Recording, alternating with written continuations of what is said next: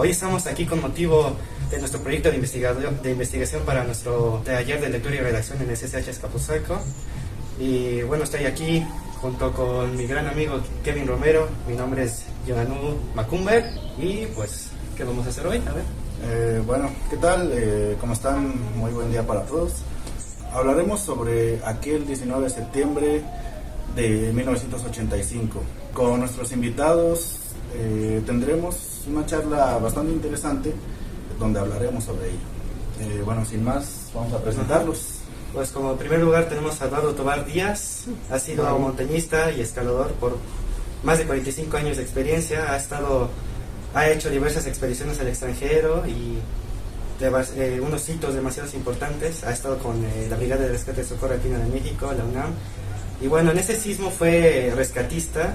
Apoyó en diversos puntos de la ciudad, entre ellos fue el Hospital Juárez. ¿Cómo están? Hola, muy bien. Buenos días y gracias por la invitación. Usted. Perfecto. Y bueno, por otro lado tenemos al licenciado en Arquitectura, Iván Salcido. Desde hace 25 años labora en la industria editorial. Ha publicado diversos libros que abarcan estos temas que han... podemos verlos por aquí. Iván, ¿cómo estás? Un placer. Hola jóvenes, ¿cómo están? Buenos días. Pues aquí a gusto y a sus órdenes para platicar de esto. Ahora sí, vayamos directo al grano. Vamos con la primera pregunta para ambos. ¿Cómo vivieron el sismo? ¿Cómo fue su experiencia? Ese día yo estaba en mi casa, tenía clases, estaba en la Facultad de Filosofía y Letras. Ese día entraba a las 7 de la mañana a clases. No sé por qué, pero no me levanté. Más bien me despertó el terremoto. O sea, yo a las 7 de la mañana ya tenía que haber estado en la escuela, pero pues no sé, por algo sucedió, ¿no? No fui a la escuela y estaba en mi casa y fue cuando se empezó a sentir. La verdad es que fue algo bastante fuerte, ¿no? Y no lo habíamos vivido antes. Yo en ese tiempo tenía 21 años y no recuerdo un movimiento así de ese tamaño, ¿no? Pues sí, nos levantábamos y todo, y pues no pasó nada donde vivíamos. Pues todos dijimos, no, pues no pasó nada. Yo incluso hasta me volví a dormir, dije, no pasó nada. Y pues sí, quisimos ver la televisión, y pues no había, se había ido la señal. O sea, no había televisión, no había teléfono, o sea, hubo muchísimas afectaciones. Desconexión total, vaya. Sí, se desconectó todo, ¿no? Completamente, y pues... lo único era el radio, pero pues yo en ese momento no tomé mucha importancia, como no teníamos experiencia en ese tipo de cuestiones. Me volví a dormir y ya con eso de las 11 de la mañana fue cuando escuché en el radio, o sea, todos los daños, ¿no?, que había habido. Y pues era Jacobo Zabludovsky, ¿no?, fue el que empezó a transmitir con sus teléfonos rústicos de aquella época, ¿no?, que traía en su carro, y empezó a andar en varias partes de la ciudad y comentando todo lo que había pasado. No salga usted de su casa porque complica la circulación en una ciudad que está afectada por el temblor que de hoy de las 7:19 de la mañana. Trato de llegar abriéndome paso entre la gente. Estoy transmitiendo a bordo de esta unidad móvil, un automóvil con transmisor.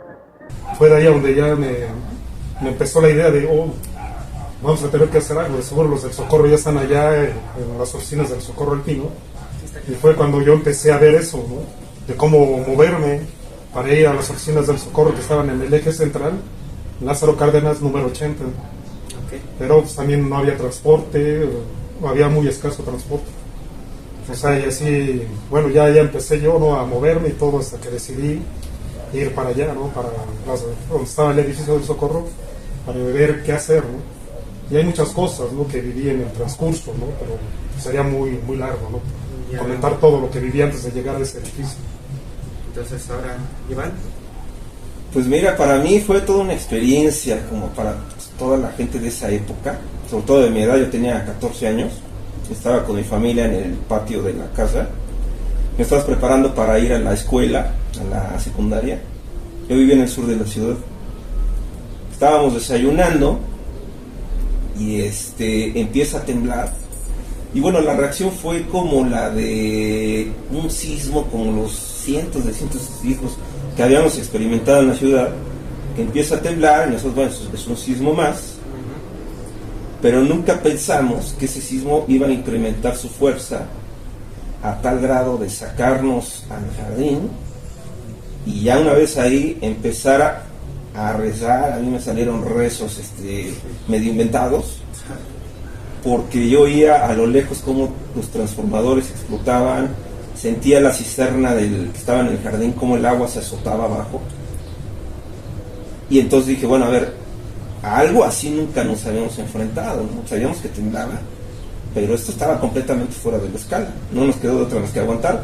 Por algún momento yo pensé que los ladrillos de la casa iban a brincar en cualquier momento, y vino una parte de susto. Luego todo se tranquilizó, la casa se bamboleó todavía un rato más. Yo me recuerdo que pues fue tal la fuerza, la energía que tuvo ese terremoto, que el suelo se quedó vibrando un tiempo y la casa se siguió moviendo. Entonces la percepción de la duración fue más larga, ¿no?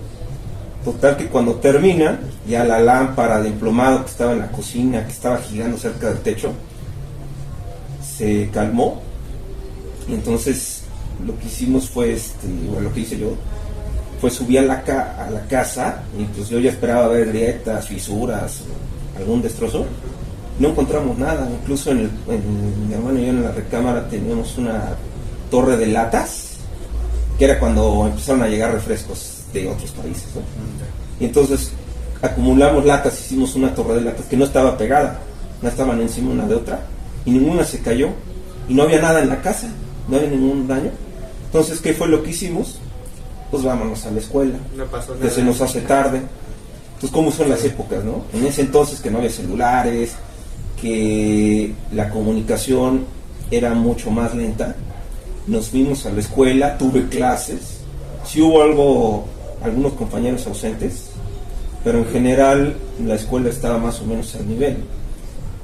Todos, ¿cómo te fue de temblor? Que era la pregunta típica en esa época, ¿cómo te fue de temblor? ¿No? Cada temblor que ocurría era ¿cómo te fue de temblor? Empezamos clases, y hasta un descanso que fue alrededor del mediodía, que recuerdo que subí allá a la tienda cooperativa, como les llamaban las escuelas, donde ibas a comprar algo tomar, de comer. O sea, estaba toda la bola de estudiantes, pero no estaban abalanzados tratando de agarrar la torta o el refresco, el frutzi, lo que fuera, sino que todos estaban escuchando la radio de la señora que estaba en esa tienda, todos calladitos. Yo me acuerdo que me acerqué y escucho en la radio a una reportera con la voz muy entrecortada, muy nerviosa, a punto del llanto, y estaba hablando de un edificio que se llamaba el Nuevo León. Estaba hablando de que se había caído un edificio en Tlatelolco. Yo no conocía Tlatelolco, yo nunca había escuchado nombrar al edificio Nuevo León, y lo estaba hablando de que se había caído. Nos encontramos ya en Tlatelolco, en Reforma Norte y Tlatelolco. El edificio de Tlatelolco, que se llama Nuevo León, en Reforma 688, desapareció. Está totalmente destruido. Se están acordonando ya la zona. La gente está corriendo porque quiere ir a recoger a parientes que se encuentran en los escombros del edificio Nuevo León. La policía ya está actuando. Hay varios elementos de policía. Están llegando las ambulancias. Pero el edificio quedó totalmente destruido. Se vino materialmente para abajo. Y después interviene otra persona que hablaba de que el Hotel Regis estaba incendiando. Entonces dije, caray, o sea, sí está pasando algo grave. Tampoco sabía de la existencia del Hotel Regis. Y total que las clases se suspenden unos minutos después se suspenden. Pasa mi papá por nosotros. Nos regresamos a la casa, y en el trayecto nos empieza a explicar lo que estaba ocurriendo y lo que ya estaba viendo, ¿no? Llegamos a la casa, no había luz todavía. Ya la luz se había ido desde la mañana y no había regresado. Entonces conectamos en el carro una pequeña televisión que tenía un contacto para el encendedor del carro. Entonces, con la antenita de conejo prendí la tele, y lo que empecé a ver fue la transmisión de Jacobo Zabludowski, que ya había sido editada con imágenes para la televisión. Eso había ocurrido en la mañana, lo estaban repitiendo en ese momento, y yo me pegué a esa tele y empecé a ver esa transmisión y sin quererlo, en ese momento me estaba cambiando la vida. El aspecto que vive la Ciudad de México en este momento es el aspecto de una ciudad traumatizada, de una ciudad que ha sufrido uno de los movimientos telúricos de consecuencias más dramáticas en la historia de esta ciudad. Es una ciudad que ha interrumpido su vida normal. Porque muchos años después me empecé a dedicar y a estudiar todo este fenómeno. Pero ese fue el momento que inició todo. El momento del cambio, güey. Sí. Nada más de imaginarme a mí me da terror. ¿Los cuantos? Entonces ahora, ¿quién te pregunta? Sí. Bueno, dentro de todo esto que nos platican, sus experiencias y tal, me imagino que se enteraban de todos los edificios, todos los destrozos que hubo. Sí. Pero en cuanto al Hospital Juárez, ¿supieron algo? No sé, ¿tuvieron algún conocido que estuviera dentro de la zona? Bueno, Platíquenos un poco. yo, como comentaba hace momento, digamos, yo llegué al metro Chapultepec, pero en un camión que pasaba ahí por donde vivía, un camión que iba a Xochimilco, pasaba ahí en la avenida Aquiles Cerdán. Agarré ese camión porque el metro, yo que me acuerdo, no estaba funcionando. Y ya me bajé en Chapultepec, ahí en lo que es el circuito interior y donde está el mercado de las flores, ¿no? La entrada, donde llega mucha gente que va a Chapultepec. Ya era como la 1 de la tarde cuando llegué ahí. Y de ahí dije, y ahora de aquí cómo me muevo hacia el edificio del Socorro, que está en el eje central, número 80, ¿no? El clásico número. Y ya lo que hice, pues empecé a caminar. Sí, de ahí crucé y ahí ya luego está la colonia Roma. Y desde ahí ya me empecé a dar cuenta de todos los daños, ¿no? Empecé a agarrar varias calles de la colonia Roma, vi muchísimos desastres. En ese momento pues no ayudé nada, ¿no? Porque mi idea era llegar al Socorro. Ya seguí caminando, llegué a la plaza de la República, allá donde está el Monumento a la Revolución, un montón de edificios alrededor de todo lo que es esta plaza. Seguí caminando, agarré a Avenida Juárez, ahí fue donde vi mi primer cielo. Lo primero que más me impresionó fue precisamente el Hotel Regis. Se veía el humo completamente, estaba en llamas, se veían los destrozos. Yo todavía estaba impactado, o sea, todavía dije, ¿qué pasó? No, aquí realmente, pues sí, se acabó la ciudad, porque había muchísimos edificios, ¿no? Derrumbados. Ya de ahí seguí caminando toda Avenida Juárez hasta llegar al eje central. En ese igual vi el Hotel del Prado, súper dañado. Vi Bellas Artes, se veía bien, pero yo me acuerdo de un edificio que estaba atrás de Bellas Artes, no me acuerdo cómo se llama ese edificio. Dañado también, o sea, estaba muy dañado ese edificio y era uno de los más altos, ¿no? En ese momento, de la Ciudad de México.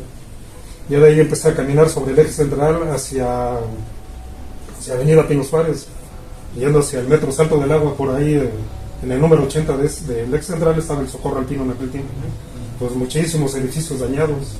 La Torre Latinoamericana, o sea, no se había dañado, ¿no? Pero muchos edificios, sí, del lado derecho, del lado izquierdo. Llegué al Superleche, igual, pues, también estaba en llamas, o sea, estaba quemando. Nosotros ahí estuvimos muchas veces, ahí hacíamos juntas, ¿no? Del Socorro, ahí nos íbamos y nos reuníamos. Dañado, el edificio del Socorro también se dañó. Pero fíjate, ya llegué ahí al edificio del Socorro y sí, ya había gente del Socorro, pero resulta que desde que fue el terremoto muchos llegaron. O sea, llegaron y ya unos andaban en el edificio Nuevo León, otros estaban en el centro médico. O sea, ya había gente del Socorro. Yo pues llegué como 4 horas después, ¿no? Pero aún así pues, empezamos a recorrer varios lugares, ¿no? El primer lugar que fuimos fue sobre la calle de Pino Suárez, que reportaban un edificio de estacionamientos que se había colapsado. Y ese fue mi primer contacto real ya con un rescate, ¿no? Bajamos y como pudimos llegamos a algunos de los estacionamientos en los sótanos y ya desde ahí empezamos a rescatar gente, empleados, pero yo creo iban saliendo del estacionamiento y pues ahí los agarró, otros adentro de sus carros todavía.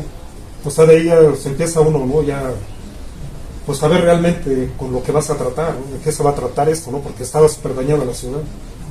Y así empezamos, ¿no? Y a varios lugares fuimos, ¿no? Yo creo que ha de haber sido como el tercer día cuando sí nos fuimos al Hospital Juárez. Sí, había muchos lugares a donde ir, o sea, había varios, o sea, el Socorro Alpino se dividió en varios, ¿no? Varios núcleos, digamos. Unos andaban en un lado, otros en otro. Y sí, pero fíjate que la mayoría ya después nos concentramos en el Hospital Juárez, porque resulta que un jefe de patrulla del Socorro Alpino, uno de sus hijos estaba internado, y lo habían internado la noche anterior, para nada más porque le iban a hacer la circuncisión. Y él fue el que convocó a todo el Socorro Alpino. Dijo, oye, ¿sabe qué pasa esto? Mi hijo está aquí. Y sí, ahí sí, ya casi todo el Socorro nos concentramos a trabajar en el Hospital Juárez. Estuvimos 3 días ahí, 3 días con las noches, ¿no? Y sí, o sea, sí lo buscamos, anduvimos buscando, o sea, trabajamos en general a rescatar a todo lo que se pudiera, ¿no? Y sí, mover escombros, ayudar a, como fue en el 17 también, ¿no? De mano en mano, todo el cascajo, estar arriba en las estructuras que se habían colapsado, mover cemento, concreto, todo, ¿no? Ladrillos, varillas, o sea, todo, ¿no? Y bueno, ahí pues, hubo muchísimos rescates que se hicieron, ¿no? Estuvimos, al menos 3 días con 2 o 3 noches igual, estuvimos ahí en el Hospital Juárez, ¿no? Ya después se hizo más famoso por lo de unos niños que rescataron como una semana después, unos bebés recién nacidos. ¿Y usted, Iván, qué supo en su momento? Pues mira, yo estaba al sur de la ciudad. Todo el desastre del 85, yo no lo vi en persona, todo fue a través de la televisión. En la zona donde yo vivía había 2 que 3 edificios dañados y nada más. Todo estaba ocurriendo en el primer cuadro de la ciudad. Entonces de entrada nunca fui, yo fui 2 meses después, hicimos un tour por la colonia Roma, pero eso yo no lo vi. Entonces el contacto era la televisión, y obviamente la televisión pues, te hablaba de muchos edificios, pero se centraba en edificios o derrumbes icónicos en ese momento, ¿no? Entonces obviamente eran las secretarías de Estado, los multifamiliares, algunas escuelas y evidentemente los hospitales. En el Hospital General de la Secretaría de Salubridad, ubicado entre Avenida Cuauhtémoc y Doctor Jiménez, se derrumbó el edificio de ginecobstetricia. En ese momento se estaba realizando el cambio de guardias médicas. 8 pisos con médicos, enfermeras, madres y recién nacidos quedaron totalmente destruidos.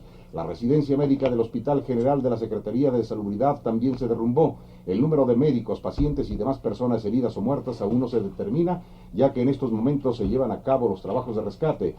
Porque se perdieron 3 instituciones importantísimas para la ciudad en el momento en que más las necesitaban. Pues entonces se volvieron el centro de atención.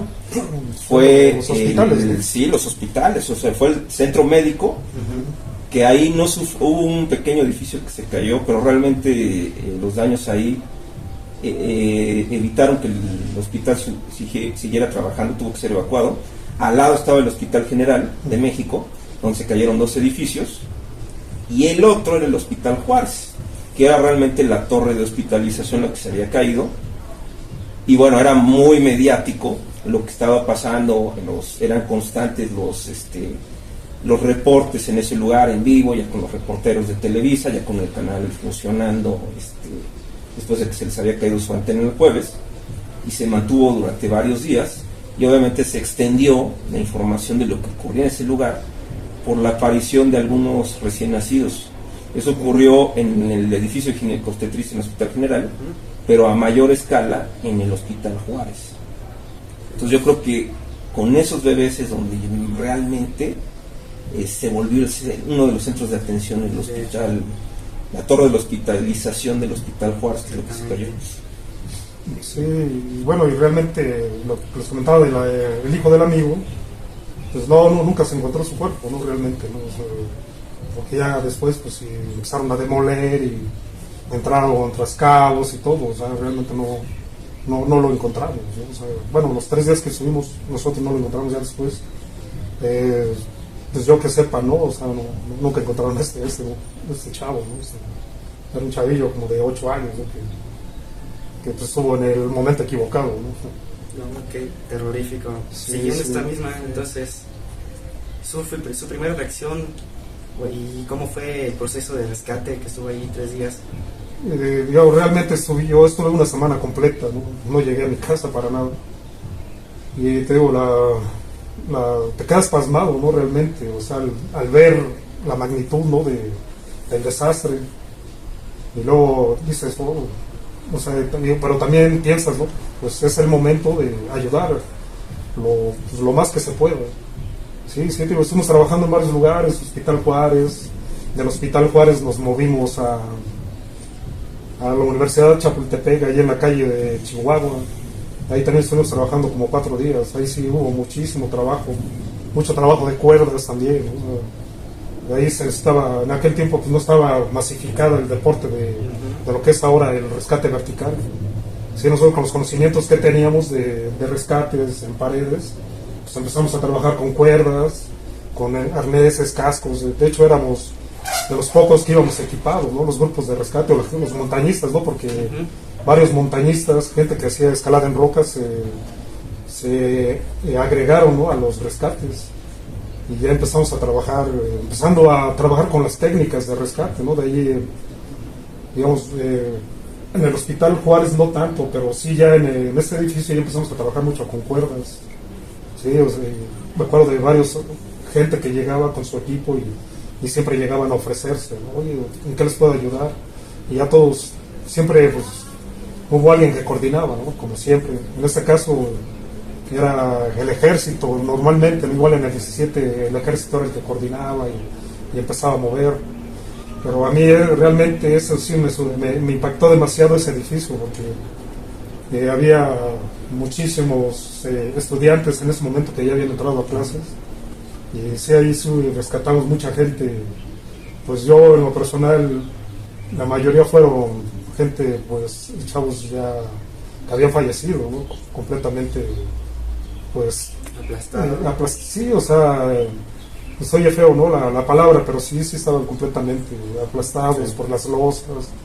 Digo, la mayoría de ellos quedaron en un cubo de las escaleras, que seguramente, ¿no? Pues empezaron a sentir el temblor.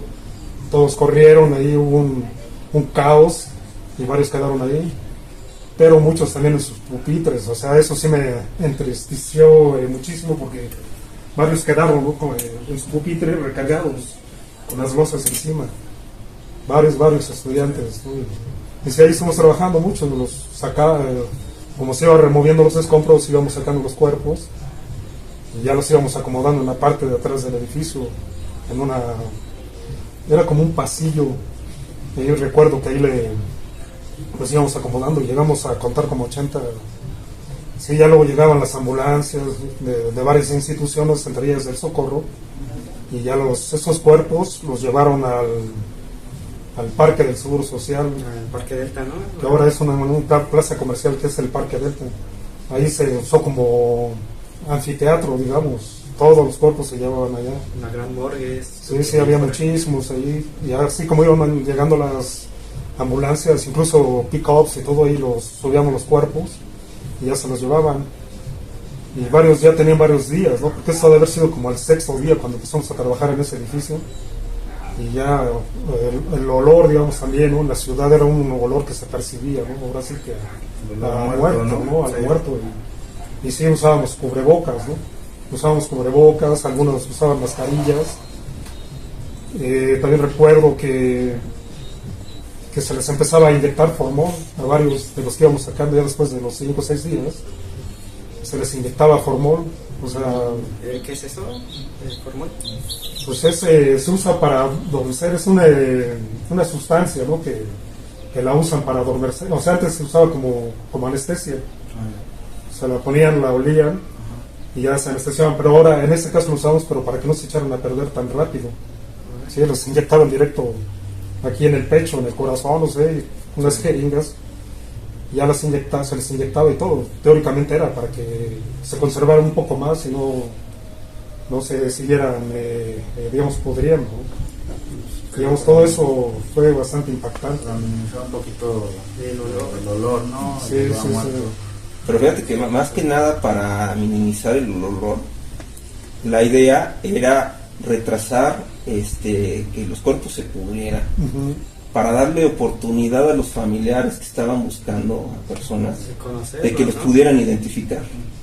¿No? Entonces, incluso en el estadio se llegó a llevar mucho hielo para ponerlo entre los cuerpos, retrasar la descomposición, porque había filas y filas de personas que entraban al estadio porque tenían seres queridos que estaban perdidos, ¿no?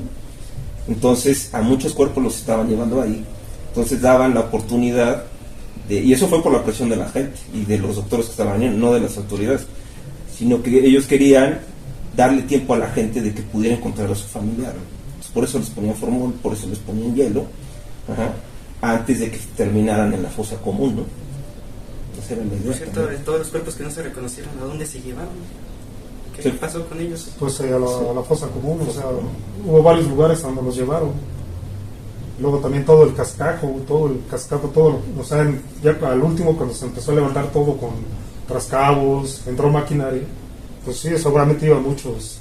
Pues ahí sí, o sea, de lo que quieras, ¿no? De los cuerpos y todo, pero con todo así se iba, ¿no? O sea, lo usaron como relleno para varios lugares. Sí. Incluso muchos de ese escombro que sacaron de los edificios lo cargaban en camiones y evidentemente como ya habían pasado los días donde podía encontrarse vida, pues empezaron a demoler los edificios, cargaron los camiones con escombro y ese escombro venía revuelto con valores de los departamentos, de las casas, lo que fuera. Había valores ahí, pero también había pedacería humana, ¿no? Exacto. Entonces, algunos de esos escombros sí llegaron a ir a las fosas comunes, a los panteones de San Nicolás Tolentino y al de Tláhuac. Ahí llevaron parte de esos escombros, pero también en Santa Fe y en otros lugares fueron a tirar el escombro. Y de hecho, esos escombros eran muy buscados por los pobladores. Sí. O sea, se peleaban por ser los primeros en entrar ahí, porque venía lleno de valor, podías encontrar simplemente el fierro, ¿no? La varilla también fue muy codiciada, o sea, que iban entre los escombros mucho fierro, mucha varilla, mucho estructura, edificios, ¿no? Que usaban bastantes estructuras, ¿no? O sea, aparte del concreto, mucha estructura, ¿no? Vigas de acero y todo eso también, o sea, sí, lo aprovecharon ya después, ¿no? O sea, no faltaba fíjate, yo años después, en el año 2000, llegamos a trabajar en un proyecto, en un parque que se llama el Bioparque Centenario, sí, aquí en San Antonio, y resulta que ahí armamos unas tirolesas. Resulta que ese parque todo fue también de relleno, y la gente dice, pues ahorita donde están construyendo este parque fue relleno de todo el desecho del terremoto del 85. Y sí, ahorita está bonito el parque y todo, ¿no? Pero todo, la mayoría es parte de que se rellenó de ese desecho, ¿no? Dentro de lo bonito, sí, bueno, movimientos, digamos, que son como de una tragedia. No es como esa historia de la primaria, ¿no? Que antes de la primaria era un panteón. Algo así. No, Sí, antes del parque era relleno de terremoto, de pedaceo de cadáveres. Sí, ¿no? Impactante. No, sí. Y lo peor es que hubo gente que dentro de la tragedia se sacaba provecho, ¿no? Ya mencionan. Sí, nunca falta. Mucha gente hizo negocio del desastre. Sí, eso pasa. Nunca falta. En todo el mundo ven el negocio, ¿no? Bueno, pues, Iván, platícanos un poco sobre cómo influyó el modelo de construcción de la torre de hospitalización. O sea, ¿qué influyó para que esta no aguantara el sismo y pues todo se venía abajo? Sí. Mira, la construcción en la Ciudad de México fue cambiando mucho a mitad del siglo XX en adelante por la cuestión de los sismos, pero realmente hubo un detonante importante que fue el sismo del 28 de julio del 57, aquel que tiró el Ángel, que fue como un punto de arranque, ¿no? La ciudad, que tenía siglos ya de haber sido fundada, siempre había vivido con sismos, pero nunca había ocurrido algo que verdaderamente nos alertara o alertara a la población de ese entonces de este riesgo. Entonces el sismo del 57 genera daños en edificios cuando empiezan a ganar altura. Antes la ciudad era completamente horizontal. Después del boom económico vivido en la época del milagro mexicano, se empiezan a construir grandes edificios, se empieza a ganar altura en los edificios, pero ahí el problema es que los edificios se empiezan a mover como el suelo. El suelo tiene un periodo de vibración, así como los edificios. Entonces, cuando empezaron a ganar altura, empezaron a coincidir sus periodos de vibración con el del suelo. Entonces, ¿qué pasa cuando coinciden, cuando entran en resonancia? Se mueven más. O sea, cada sismo que llega a la ciudad, tenemos construcciones que son bajitas, casas, edificios intermedios, más grandes y más grandotes.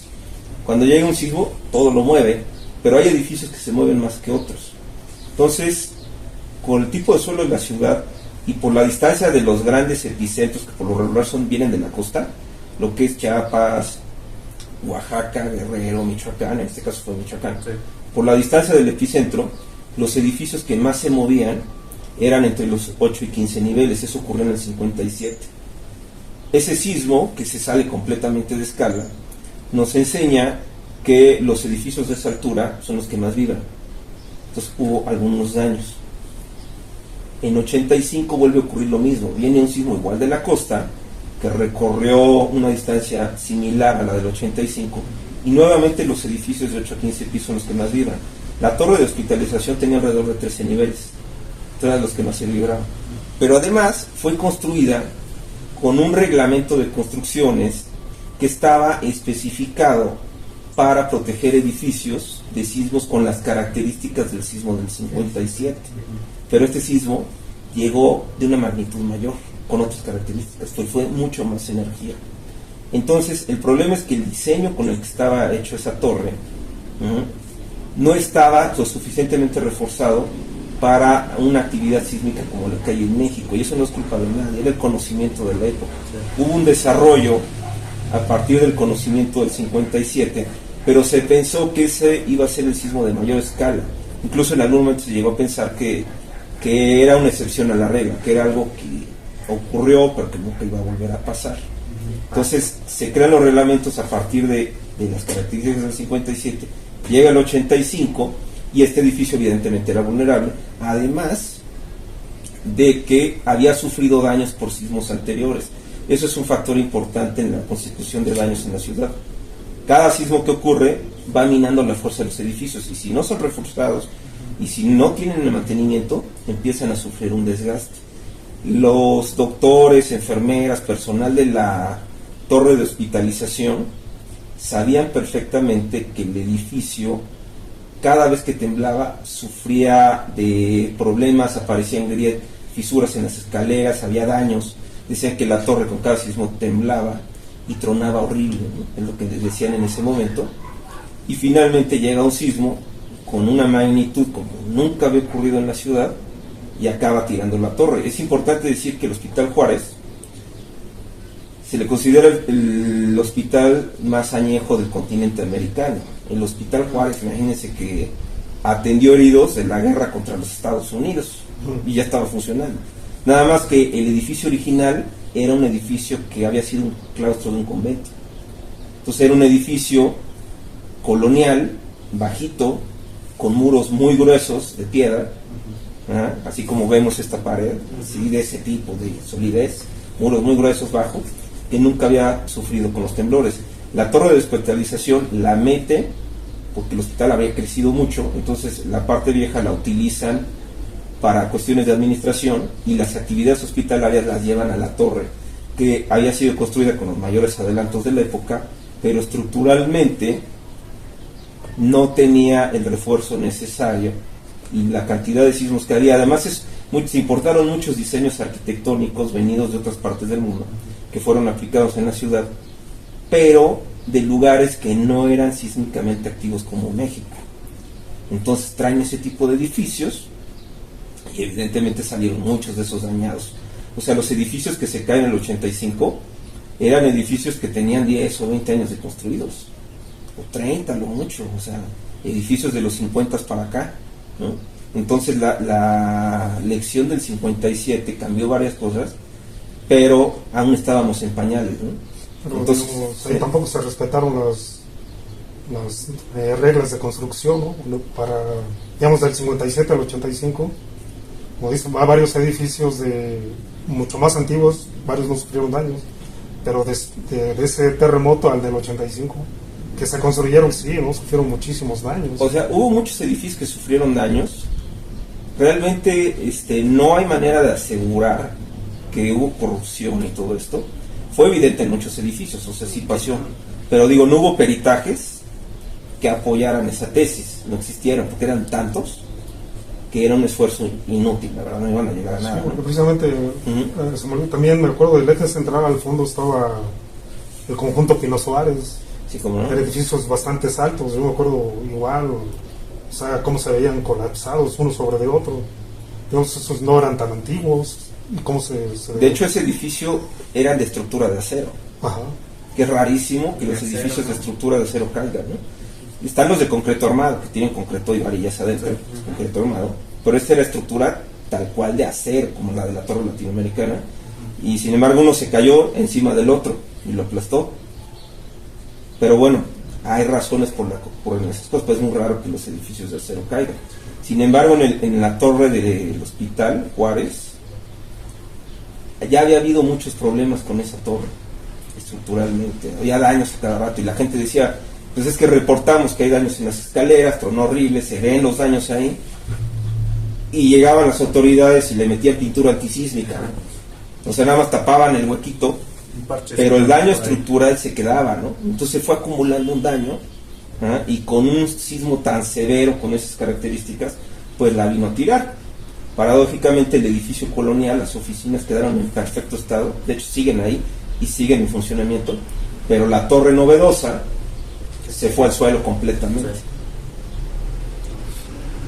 O sea, es toda una correlación de tantas cosas en el Hospital Juárez que generó su caída prácticamente, ¿no? Se juntaron muchas cosas y eso pasaba en general en toda la ciudad. Pero como bien mencionan, no, o sea, apenas estábamos aprendiendo. Tristemente de los errores se aprendió. Cada sismo, o sea, el sismo del 57 nos enseña que hay un riesgo sísmico real en la ciudad. Antes temblaba todo el tiempo, pero nadie lo asociaba con un riesgo. Incluso me acuerdo de ir por ahí que decían que la ciudad era antisísmica, que las características del suelo de la ciudad hacían que los sismos rebotaran y Sí. no pasara nada. Acuérdense que la ciudad, Totalmente lo contrario. De hecho, exactamente, antes había un lago, los españoles desecan ese lago y sobre el subsuelo, bueno, sobre el lecho del lago empiezan a construir la ciudad que conocemos. Evidentemente ellos tuvieron que aprender en el proceso a construir, porque los edificios se les enchocaban, se les hundían, se les caían. Fueron aprendiendo con el tiempo, ajá, y bueno, y encontraron que edificios de muros grandes, edificios no muy altos, empezaban a soportar. Así se fue construyendo la ciudad. Y quedó la idea de que por muchos años, y esto todavía durante gran parte del siglo XX, se pensaba que ese suelo que parece una gelatina, ese subsuelo suave que tenemos en el centro, amortiguaba las ondas sísmicas. Decían, tiembla mucho y nunca pasa nada. Y en otras partes del mundo donde tiembla mucho, pues hay grandes desastres. San Francisco lo destruyó un sismo, Tokio tuvo problemas, Yokohama tuvo problemas, ¿no? Dicen, y en México no pasa nada. Entonces nos protege esa capa, ¿sí?, sedimentaria que antes era el lecho del lago, y funciona como un amortiguador, como una esponja antisísmica. Eso es lo que se pensaba antes del sismo. Llega el sismo del 57, genera daños, genera víctimas, genera ya un desastre como nunca había pasado, y entonces ahí cambia la percepción. Ahí se dan cuenta que el subsuelo, en lugar de amortiguar, al contrario, amplifica las ondas sísmicas. Entonces ese subsuelo es el verdadero criminal de lo que pasa en la Ciudad de México. Si no tuviéramos un lecho de un lago, que fuera el suelo como el que estamos ahorita aquí en el Pedregal, en la zona del Ajusco y todo esto, el tema de los terremotos no sería importante en la Ciudad de México. El problema es que está encima de un lago, y es un lago que amplifica las ondas sísmicas. Entonces la torre de hospitalización también fue víctima de esas ondas. ¿Sí? y bien, dentro de todos estos factores, ¿cuál fue la causante principal de que tanta gente quedara atrapada y se perdieran tantas vidas ahí en la torre de hospitales? Me gustaría que lo platicara Lalo, que estuvo ahí. Pues sí, bueno, ya lo comentaba él. Pues yo digo que es eso, ¿no? Precisamente que no se cumplieron con las normas de construcción, ¿no?, requeridas para esa época, ¿sí? Y no se le dio el mantenimiento adecuado, ¿sí? O digamos, igual, y sí lo revisaban y todo, pero pues ahora sí, como decimos, le daban una manita de gato y decían, no, pues así aguanta, ¿no? No, sí aguanta, no pasa nada. Sí. Yo digo que fue eso más que nada, y yo sí creo en la teoría de la corrupción, ¿no? O sea, desde siempre, ¿no? Y ¿por qué no se le da el mantenimiento adecuado? a lo mejor sí había el recurso para hacerlo, pero pues siempre el dinero se desaparece. O sea, simplemente que, como comentaba él, pues había fisuras y todo, pues las rellenaban, no sé, con cemento blanco X y le echaban una pintadita y ya. O sea, iban, digamos, haciendo reparaciones menores. O sea, o a lo mejor nunca se hizo un estudio real, ¿no? De la estructura del edificio, ¿no? Que llegaran, no sé, los ingenieros estructuristas, arquitectos, ingenieros, no sé, a hacer un estudio real, ¿no? De qué es lo que necesitan. A lo mejor sí se dieron cuenta, pero como pensaban que no pasaba nada y había aguantado algunos sismos, más que nada fue esto. Y es como todo, si no le das mantenimiento, tarde o temprano va a pasar algo, ¿no? O sea, y la mayoría de los edificios, yo creo, ¿no? En este terremoto. Sí, ahí se están dando cuenta de algo muy interesante. O sea, no se tomó en cuenta el real riesgo sísmico que tenía la ciudad. Sabían lo del Ángel, eso era algo que ya tenía varios años, 28 años antes del 85, ya estaba muy olvidado. A muchas personas no le llegaron esas lecciones que dejó el sismo, y entre ellas a muchos constructores y diseñadores, ingenieros y arquitectos no les llegó ese conocimiento, ¿no? Pero la lección ya estaba ahí, ¿no? Entonces se construyen edificios que no son bien preparados, y esas autoridades que también estaban encargadas de construir esos hospitales, de atender esos hospitales, también minimizaron ese riesgo. También es lo que decían, vieron el sismo del 57 como algo que ya pasó, algo que fue la excepción a la regla, no tomaron en serio el riesgo, a pesar de que en el 79 se cayó la Universidad Iberoamericana en Tasqueña, la tiró un sismo, y que había habido varios sismos fuertes, no se tomó en serio. Entonces es lo que decíamos con la pintura antisísmica, o sea, llegaban, pintaban, hacían esto, pero no hacían un estudio a fondo para ver si realmente era el edificio seguro, y es que se ignoró mucho y se minimizó mucho el riesgo sísmico que tenía la ciudad. Eso ahorita ya lo tenemos mucho más claro, cambiaron muchas cosas a raíz del 85, pero todavía ustedes han de ver que hay muchas personas que siguen minimizando el riesgo, ¿no? Lo ven como algo que, ok, ocurrió un sismo en 2017, pero bueno, eso ya pasó, no me afecta. No, eso es un riesgo que ocurre todo el tiempo, y lo vimos en esta semana. O sea, tuvimos una alerta sísmica y un temblor ahí que apenas se percibió en la ciudad, y unos días después ocurrió un sismo que toda la ciudad lo sintió, que no meritó la activación de la alerta sísmica, pero todos lo sentimos, ¿no? Y fue en cuestión de días, ¿no? Sí. En 2017 hubo un sismo el 7 de septiembre, que fue de 8.2, que está empatado con otro sismo de 1932, como los de mayor magnitud medidos en la historia de México. Y unos días después ocurre el sismo del 19 de septiembre, en dos zonas completamente distintas, y los dos fueron muy destructivos. A la ciudad le afectó más el 19 de septiembre, pero eso ocurrió en cuestión de días. Entonces ya nos estamos dando cuenta al nivel de riesgo al que estamos, pero antes del 85 era nulo, nadie lo sabía, ¿no? Que eso es lo que me llamó la atención cuando yo viví el terremoto. Dije, a ver, ¿por qué nadie nos avisó que esto y podía pasar? O sea, había mucha gente que lo sabía, pero no permeó la población. Muchas gracias. Este es el día, señoras y señores, de las escenas que nunca antes se vieron y de las escenas que no quiero volver a ver. En esta ciudad ha pasado algo que le dejará una cicatriz para siempre. El terremoto de esta mañana, no me importan los grados de Mercalli ni los grados que se midan en la medida en que tengan que medirse los terremotos, el de hoy es el que más profundamente ha calado como una herida que sangra permanentemente desde hace casi 4 horas. Sí, ahorita ya pues, tenemos más conciencia, ¿no? Y ya todos estamos más al pendiente, ¿no? Quieras o no, dentro de nuestro pensamiento siempre está eso, ¿no? O sea, ya ahora.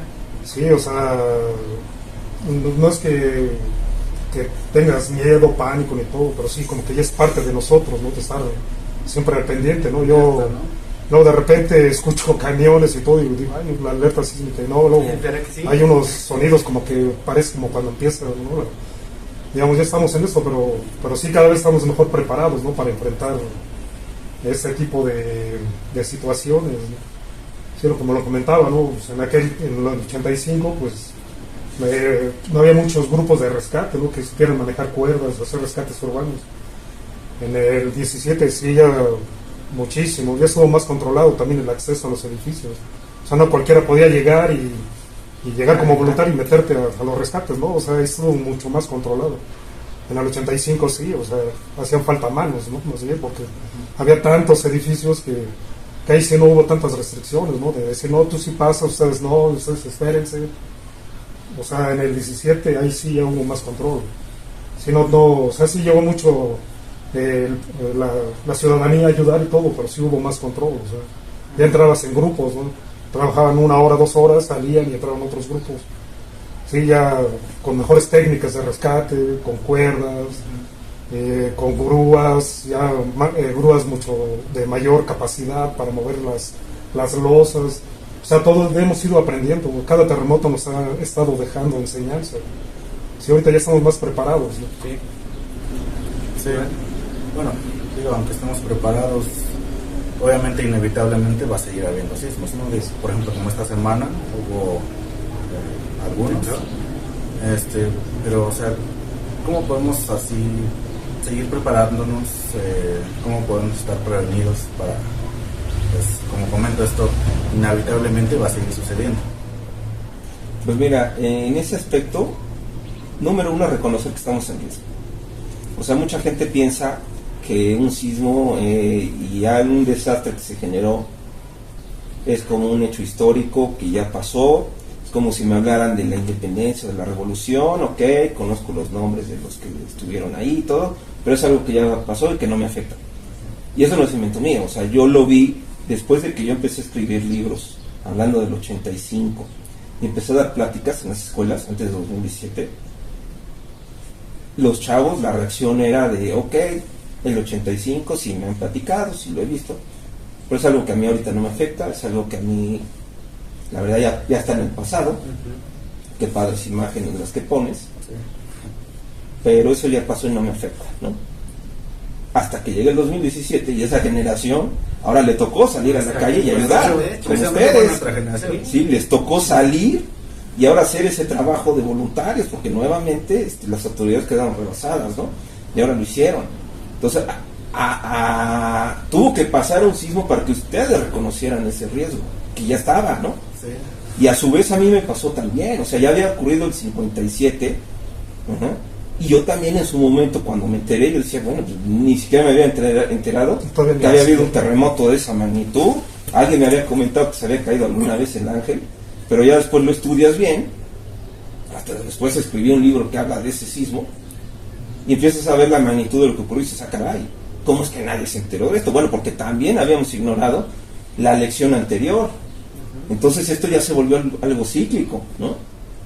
O sea, tiene que pasar un sismo, tiene que pasar un desastre para que nos entren las cosas. Entonces, bueno, aquí lo ideal es que se den esos cambios sin sismo de por medio, ¿no? Entonces, hay que aprender que tenemos este riesgo. Y bueno, el reglamento de construcciones se ha hecho súper elaborado, es de los más rígidos del mundo. Ya hemos visto la actividad, esta semana tuvimos un macro simulacro, ya estamos haciendo cosas, ya se integra más a la gente, ya este es un tema que hay muchas maneras de conseguir información, no todo lo puede hacer el gobierno, o sea, nosotros tenemos la obligación de investigar, de leer, de hacer cosas en casa, en los trabajos y lo que sea. La información está a la mano, está en todos lados, está bien fácil. Tenemos que hacer esa actividad cívica, también de prepararnos nosotros y no ignorar el riesgo, ¿no? Y esto, evidentemente, si lo hacemos, mientras más gente lo haga, pues mejor vamos a estar preparados, porque esto, la actividad sísmica, ¿sí?, no va a parar nunca, ¿no? Siempre va a estar temblando. Decíamos ahorita que el año pasado el promedio de sismos en la República Mexicana fue de 81 sismos diarios, lo que eso implica menos de un minuto entre cada sismo durante todo el año, ¿no? Entonces, a eso nos estamos enfrentando. Entonces, de ahí tenemos que partir y evidentemente las construcciones son más sólidas. En 2017, solo un edificio nuevo se cayó por aquel terremoto. Hubo edificios dañados, pero no se colapsaron. Hubo posibilidad de que la gente saliera y estuviera segura. Ahí hay un gran avance importante. La alerta sísmica es una de las herencias más importantes del sismo del 85, que en algún momento se puso en la zona de la brecha de Guerrero, donde no ha temblado en más de 111 años, no se ha registrado un temblor ahí. Ahí se puso la alerta y con los años ha ido creciendo. Pero bueno, ese lugar, entonces es una bomba de tiempo, que algún momento va a generar un sismo importante, pero puede venir de otros lados, y puede venir de lugares cercanos, o puede venir de la costa, puede pasar muchas cosas, ¿no? Entonces, mientras todos trabajemos, todos hagamos nuestra parte, se respeten los reglamentos. Todavía hemos visto que hay que apretar tornillos en la cuestión de los reglamentos. Hay mucha gente que todavía se los salta. Sí. Hay gente que vende sus firmas. Hay gente que en obra, ¿sí?, tú llegas con tu plano, pero en la obra ocurren otras cosas y no se cumple lo que dice el plano, ¿no? Eso es una parte que también hay que apretar. Tenemos equipos de rescate, ¿sí? En el 85 hubo pocas personas como Lalo que tenían alguna preparación. En general la gente que ayudó pues no tenía preparación en primeros auxilios de nada y tuvieron que salir. Y en 2017, 32 años después, volvió a pasar. Ya había más equipos, ya había más gente preparada, pero aún así la actividad de la gente común fue vital en el 2017. Sí, se vio. Entonces la idea es que más gente esté preparada para cuando esto vuelva a ocurrir, ¿no? Entonces ese es uno de los caminos en los que estamos. Pero bueno, vamos avanzando, eso es un hecho. Bueno, también me gustaría mencionar, comparar el sismo del 7 de septiembre de 2017, con el de 1985 y o sea, fue un terremoto más grande que el de 1985, perdón. Sí. Y aún así en la ciudad no pasó nada. Bueno, Nada más fue allí en la costa, pero comparar eso. Pero bueno, hay una razón importantísima. La distancia, ¿no? Miren, la distancia. El sismo fue de 8.1 en 85. El del Golfo de Tehuantepec, el de Chiapas, que fue Pijijiapa, el epicentro, fue de 8.2. Ese punto 1 es el doble de energía, que la escala es logarítmica. Entonces, se calcula que la energía liberada por el sismo de 85 fue el equivalente a 1114 bombas, como la roca de Hiroshima en el 1945. Si estamos hablando de doble energía, es el doble de bombas atómicas. Sí. Ajá. Pero bueno, fue mucho mayor energía. Nada más que hay una diferencia. El 85 recorrió 400 kilómetros de la Ciudad de México y el de Chiapas fue de 700 kilómetros. Entonces, en esa distancia, a través de un suelo duro, perdió bastante fuerza el sismo. Sin embargo, llegó a la ciudad y fue un sismo que verdaderamente nos agitó y todo. Sí. Pero afortunadamente la distancia nos protegió. ¿Verdad? ¿Y cómo nos dimos cuenta que fue la distancia la que nos protegió? Porque 12 días después, un sismo de 7.1, fíjate qué cantidad de energía es menor, puso en jaque a la Ciudad de México otra vez. Ahí el secreto fue que recorrió 120 kilómetros. Ese fue el problema, la distancia. Sí, totalmente, ¿no? Sí, no, yo ese rato quería comentar algo que mencionó de que, bueno, por ejemplo, nuestra generación, bien mencionó, ignoraba el terremoto del 85, perdón. Yo la verdad sí me sentí identificado cuando dijo que, sí, nos mostraban las imágenes, ya pasó. O sea, así me sentí ahorita. Pero yo creo que influyó mucho el vivirlo. O sea, yo por ejemplo tenía 11 años. Cuando Teníamos 11 años. Teníamos 11 años cuando... ¿El En el 17, sí. Y yo sí lo sentí fuerte, o sea, aún estando, bueno, sí estaba muy cerca de la ciudad, pero se sintió bastante fuerte. Y ya cuando se empieza a ver todo, ya, o sea, No se da cuenta, ¿no? te das cuenta realmente que no simplemente te están platicando una historia, o sea, bueno, sí te están platicando una historia, pero más bien no dimensionas todo lo que... Yo creo que aquí lo que pasa es que hablar sobre el 85 principalmente nada más es un día, el 19 de septiembre. Sí. Yo me acuerdo, bueno, ustedes lo conocimos en una conferencia justamente un 19 de septiembre del año pasado. Así es. Y me acuerdo que mencionó Sería esto. temblor entonces. Unos días antes, ¿no? No, sí, unos días antes, perdón. Porque también precisamente el 19 hubo tembló. otro sismo, o sea... Sí, exacto, fue unos días antes. Digo, mucha gente hace conspiraciones con que el 19 de septiembre ya va a temblar. Sí. Cualquier 19, ¿no? Ya no Es es más, 19. Ya. si recuerdan esa plática, una de las cosas con las que terminamos, Ajá, esas dos pláticas que di en el CCH, Ajá.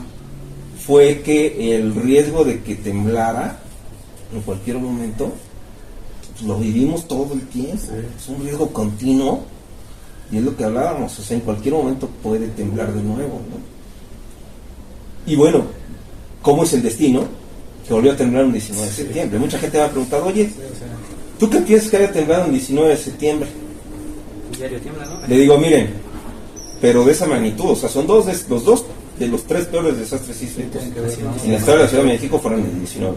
Bueno, hubo un tercer sismo el año pasado, que fue magnitud 7.8, me parece, ¿no? Magnitud elevada, ¿no? Ocurrieron el 19 de septiembre. Normalmente, yo lo que te diría es que fue una coincidencia, no puede ser otra cosa.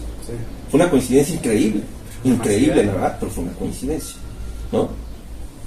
Pero ¿cómo la tomo yo, esa coincidencia? Más bien como un llamado de atención de que cualquier cosa puede pasar. Si se dio esa coincidencia de esos tres temblores el mismo día, ¿no? Nos están advirtiendo de alguna manera, que la naturaleza o en quien quieran creer, pero nos están advirtiendo que todo es posible. Entonces, sobre esa idea tenemos que tomar en riesgo esto, porque esto no se ha acabado, ni se va a acabar nunca. Es más, aquí algún momento igual no va a haber seres humanos en algún futuro muy lejano, pero los sismos van a seguir ocurriendo y nunca van a parar. O sea, los sismos hacen que existan las montañas, que los continentes tengan la forma que tienen, la mecánica que los genera, es la que hace que el mundo sea como lo conocemos físicamente, como son las montañas, como son los valles, como son la forma de los continentes, todo esto. Entonces es algo que nunca va a parar, ¿no? Entonces, o nos acostumbramos a ello y nos preparamos, o nos va a volver a pasar. Sí, no, y seguirnos preparando, ¿no? Precisamente. Estoy en presencia de uno de los más grandes desastres que he visto en la historia de la Ciudad de México desde que nací en ella. Estamos que en cualquier momento va a pasar y estar conscientes, ¿no? Y ya tener en mente qué vamos a hacer, o sea, de qué manera vamos a actuar, o sea, cada quien en lo suyo, ¿no? Digamos, yo como rescatista, o sea, yo sé que si vuelve a pasar algo de estas dimensiones, voy a volver a ir pues, tratando de rescatar, ¿no? O sea, la idea es rescatar gente viva, ¿no? Pero llega un momento en que pues ya no se puede. Y sí, o sea, pues tienes que sacar igual personas que ya fallecieron y todo, ¿no? Pero sí, cada vez, digamos, estar capacitándose, en mi caso, con cursos de actualización en rescate urbano, en rescates en estructuras colapsadas también, o sea, porque pues, hay que entrar a los edificios, hay que cavar túneles, hay que meterte entre los escombros.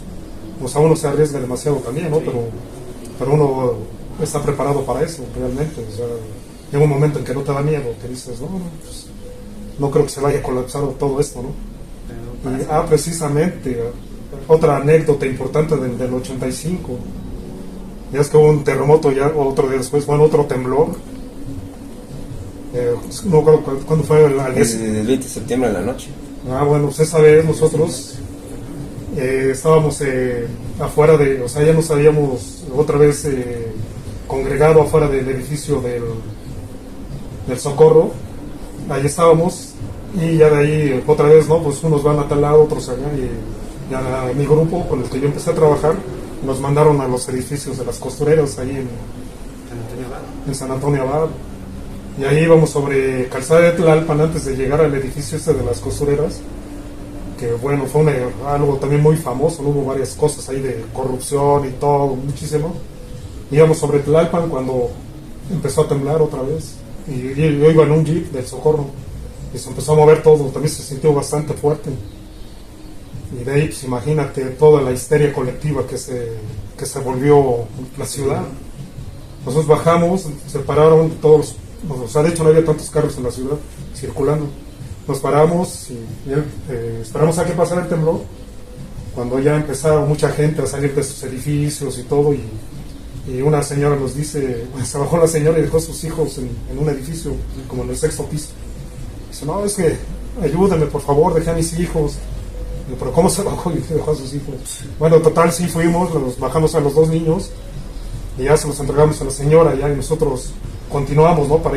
Fuimos a los edificios de ahí de las costureras, pero se dio un momento de que era como un éxodo, la ciudad, no sé, una hora después de esto, yo veía sobre Calzada de Tlalpan muchísimos carros llenos con cosas, ¿no? de su casa, que ya se iban de la ciudad. O sea, porque todos tenían miedo ya, ¿no? De que se iba a acabarse la ciudad. Y sí, yo recuerdo muchos carros, pick-ups, camionetas y todo con sus cosas, ¿no? Sus camas, sus muebles, o sea, todo lo que podían cargar en su carro. Y todos saliendo sobre la carretera México-Cuernavaca. Como en una o sea, película, ¿no? Sí, o sea, como es una película de terror, digamos, ¿no? Incluso peor, ¿no? Sí, o sea, toda la gente quería salir de la ciudad, o sea, imagínate, después de lo del 19 de septiembre, luego este temblor y pues toda la gente, muchísima gente empezó a salir de la ciudad. Espantoso, entonces, Sí. ¿cómo lo hubiéramos hecho en ese Pues no sé, digo, al final también somos afortunados de tener ya un poquito más de, más medios de comunicación, tenemos el teléfono, y la el alerta internet, sísmica? la alerta sísmica, ¿no? Principalmente, ¿no? Que bueno, la alerta sísmica, ¿se acuerdan? No nos ayudó en 2017 Bueno. por la cuestión de la distancia. Pero ¿qué tal funcionó con el sismo del 7 Ahí de sí. Chiapas?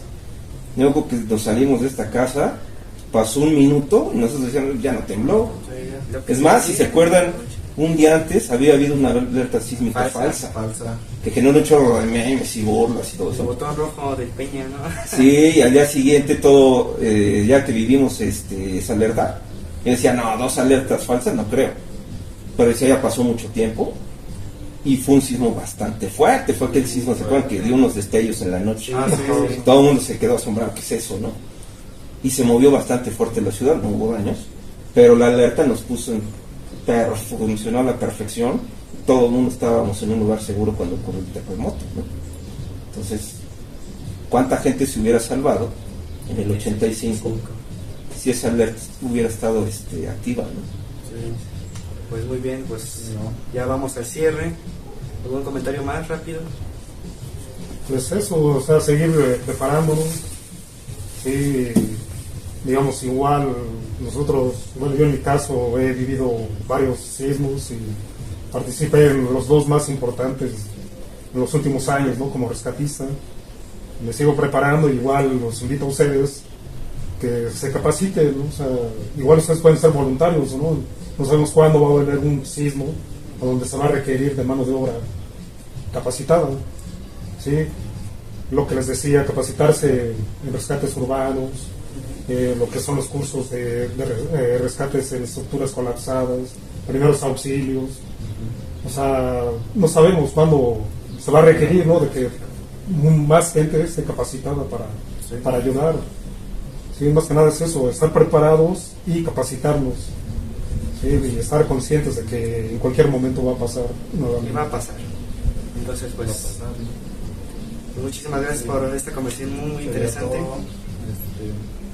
¿Algo más quieras agregar? Algo más, bueno, Iván, bueno, ya que nos mencionaste tus libros, no sé, aprovechando las cámaras, De hecho, ¿no? mencionar. Pues mira, yo tengo mencionar mis tu libros, canal. tengo una trilogía, bueno, yo le llamo la trilogía sísmica de la Ciudad de México, que es publicada por la Sociedad Mexicana de Ingeniería Estructural, o sea, ellos son los que respaldan este trabajo. Y bueno, son libros que hablan de los 3 desastres sísmicos más importantes en la historia de la Ciudad de México. Es el sismo del 57, el del 85, el 2017. Y bueno, esos libros son la base del canal que tengo en YouTube, que se llama Historias de Terremotos. Entonces, Muy recomendado, de hecho. esa información en el canal, hablo de muchas historias, todo esto, y bueno, pues yo se lo recomiendo a la gente.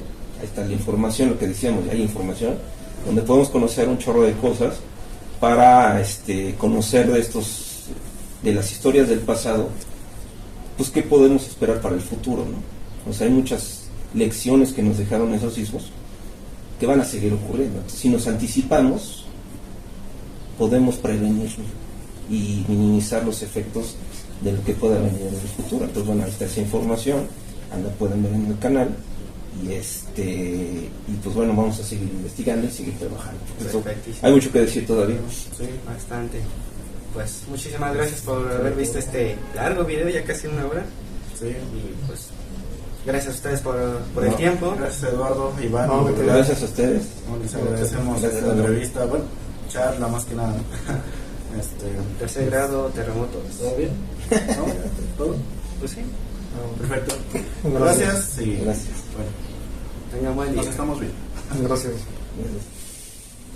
Ahora sí. No, se la bien. Padrísimo, ¿no? Padrísimo. Sí. No, y sí hay muchísimo que Y hay contar. más que hablar.